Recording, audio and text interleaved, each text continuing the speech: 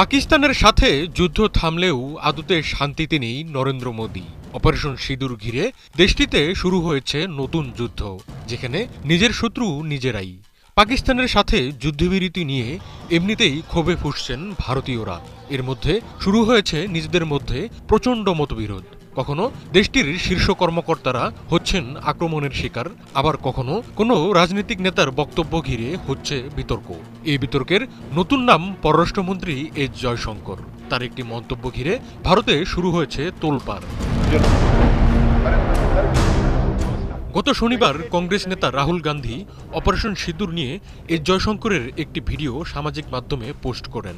ওই ভিডিওতে জয়শঙ্কর জানান, অপারেশন সিঁদুর চালানোর আগে পাকিস্তানকে অবহিত করে ভারত।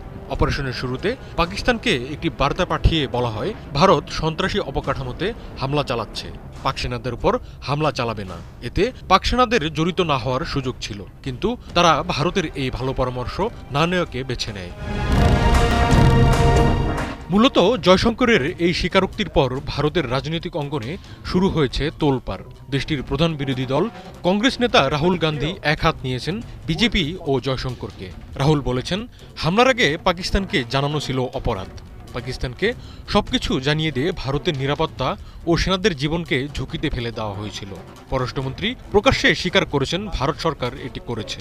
তিনি ক্ষুব্ধ হয়ে জানতে চান কে এটির অনুমোদন দিয়েছেন। এর কারণে ভারতের বিমান বাহিনী কতগুলো বিমান হারিয়েছে। নয়াদিল্লি ভিত্তিক আম আদমি পার্টিও জয়শঙ্করের মন্তব্যের কড়া সমালোচনা করেছে। দলটির নেতা ও রাজ্যসভার এমপি সঞ্জয় সিং বলেছেন, এটি ছিল দেশদ্রোহিতা।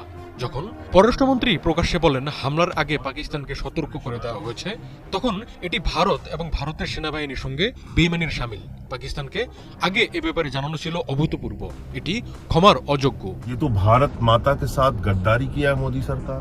পাকিস্তানকে সতর্ক করা নিয়ে ভারতীয় পররাষ্ট্রমন্ত্রী এস জয়শঙ্করের মন্তব্যের একটি ব্যাখ্যা দিয়েছে নয়াদিল্লি। ভারতের সরকারি প্রেস ইনফরমেশন ব্যুরো দাবি করেছে, হামলার আগে পাকিস্তানকে জানানো হয়েছে, জয়শঙ্কর এমন কিছু বলেননি। তার কথা ভুলভাবে প্রচারিত হচ্ছে।